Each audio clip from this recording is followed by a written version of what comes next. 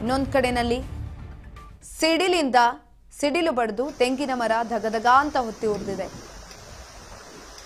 ಚಿಕ್ಕಬಳ್ಳಾಪುರ ಜಿಲ್ಲೆಯಾದ್ಯಂತ ಗುಡುಗು ಸಹಿತ ಮಳೆಯಾಗ್ತಾ ಇರುವಂಥದ್ದು. ಸಿಡಿಲಿನ ಅಬ್ಬರಕ್ಕೆ ತೆಂಗಿನ ಮರ ಒತ್ತಿ ಹುರಿದಿದೆ. ಬಾಗೇಪಲ್ಲಿ ತಾಲೂಕಿನ ರಾಯದುರ್ಗಂಪಲ್ಲಿ ಗ್ರಾಮದಲ್ಲಿ ಈ ಒಂದು ಘಟನೆ ಸಂಭವಿಸಿರುವಂಥದ್ದು. ತೆಂಗಿನ ಮರಕ್ಕೆ ಸಿಡಿಲು ಬಡಿದು ಮರದಲ್ಲಿ ಬೆಂಕಿ ಕೂಡ ಹತ್ಕೊಂಡಿದೆ. ಸಂಪೂರ್ಣವಾಗಿ ಮರ ಹೊತ್ತಿ ಹುರಿದಿದೆ. ಚಿಕ್ಕಬಳ್ಳಾಪುರ ಜಿಲ್ಲೆ ಬಾಗೇಪಲ್ಲಿ ತಾಲೂಕಿನ ರಾಯದುರ್ಗಂಪಲ್ಲಿಯಲ್ಲಿ ಈ ಒಂದು ಘಟನೆ ನಡೆದಿದೆ.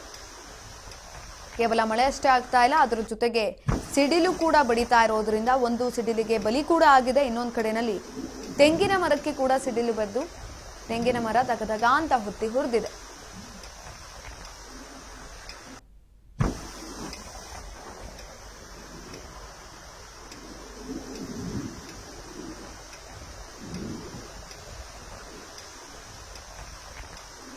ರೋಣ ತಾಲೂಕಿನ ಹಲವೆಡೆ ಆಲಿಕಲ್ಲು ಸಹಿತ ಮಳೆಯಾಗ್ತಾ ಇರುವಂಥದ್ದು. ರಾಜ್ಯದ 17 ಜಿಲ್ಲೆಗಳಲ್ಲಿ ಗುಡುಗು ಸಡಿಲು ಆಲಿಕಲ್ಲು ಅಬ್ಬರ ಜೋರಾಗಿದೆ. ಮಳೆಯ ಆರ್ಭಟಕ್ಕೆ ಈಗ ಆಲ್ರೆಡಿ ಸುಮಾರು ಜನ ಬಲಿಯಾಗ್ತಾ ಇದ್ದಾರೆ.